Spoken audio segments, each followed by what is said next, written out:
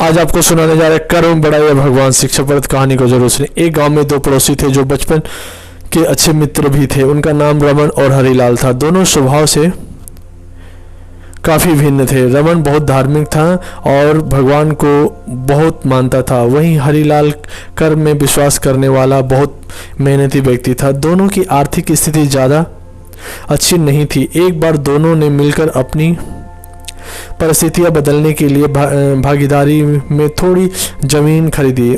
उनका विचार था कि इन ज़मीन में वो अच्छी फसल उगाकर उसको बेचेंगे और अच्छे धन कमाएंगे। अब समय था फसल पाने के लिए खेत में मेहनत करने का।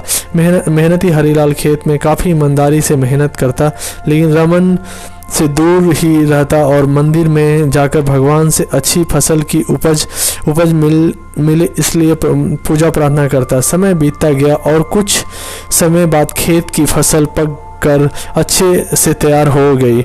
इस फसल को दोनों ने व्यापारियों को बेच दी और जिसके बदले में उन्हें व्यापारी ने काफ़ी पैसे मिले। अब बारी थी पैसे के बंटवारे की, तो घर आकर हरिलाल ने रमन से विनती की कि इस धन का ज़्यादा हिस्सा उसे दिया जाए, क्योंकि उसी ने खेत में ज़्यादा मेहनत की है। इस बात से असहमति दर्शाते हुए रमन बोला, नहीं, धन का तुमसे ज़्यादा हिस्सा मुझे मिलना चाहिए, क्योंकि मैंने भगवान से इसकी प्रार्थना की थी, तभी हमको इतनी अच्छी फसल हुई है। मेरी भक्ति और भगवान के बिना यह संभव नहीं होता। दोनों ही अपनी अपनी बात पर अड़े हुए थे। वे दोनों इस बात को आपस में नहीं सुलझा सके। धन के बंटवारे के लिए दोनों ने गांव के सरपंच के पास पहुंचे। सरपंच ने दोनों की सारी बात सुनी और उन्हें पता चला कि असली हकदार हरिलाल है। फिर भी रमन की गलतफहमी दूर करने के लिए सरपंच ने दोनों को एक एक बोरा चावल का दिया, जिसमें काफ़ी ज़्यादा कंकड़ मिले हुए थे। सरपंच ने दोनों से कहा कि कल सवेरे 7 बजे तक तुम दोनों में को इसमें से चावल और कंकड़ अलग करके लाने हैं। कल तुम दोनों के चावल देखकर ही मैं फैसला करूंगा कि इस धन का बड़ा हिस्सा किसको मिलना चाहिए। रमन और हरिलाल चावल की बोरी लेकर अपने घर चले गए। मेहनती हरिलाल ने रात भर बिना सोए चावल और कंकड़ को अलग किया, लेकिन रमन चावल की बोरी को लेकर मंदिर में गया और भगवान से चावल में से कंकड़ अलग करने की प्रार्थना करके सो गया। अगले दिन सुबह हरिलाल जितने चावल और कंकड़ अलग कर सका उसको ले जाकर सरपंच के पास गया, जिसे देखकर सरपंच खुश हुआ।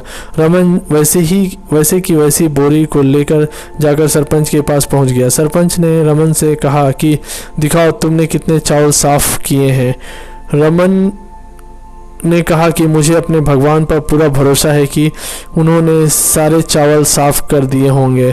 जब उसकी चावल की बोरी खोला गया तो उसमें चावल और कंकड़ वैसे के वैसे ही थे। सरपंच ने रमन को समझाया कि भगवान भी तभी सहायता करते हैं जब तुम मेहनत करते हो। सरपंच ने धन का ज़्यादा हिस्सा हरिलाल को दिया। इस घटना के बाद रमन को अपनी गलती का एहसास हुआ, तो वे भी हरिलाल की तरह खेत में मेहनत करने लगा और अब की बार उनकी फसल पहले से भी अच्छी हुई। महत्वपूर्ण सीख, इस कहानी से हमें यह सीख मिलती है कि हमें कभी भी सब कुछ भगवान भरोसे नहीं छोड़ना चाहिए। भगवान हमेशा उसी का साथ देते हैं जो कर्म करना नहीं छोड़ता। इसलिए हमें किसी भी क्षेत्र में सफलता पाने के लिए ज़रूरी मेहनत करनी चाहिए। आपको कहानी कैसी लगी? लाइक, शेयर, कमेंट और हमारे चैनल को सब्सक्राइब करें। आप सभी लोगों का बहुत बहुत धन्यवाद। जय हिंद, जय भारत। धन्यवाद।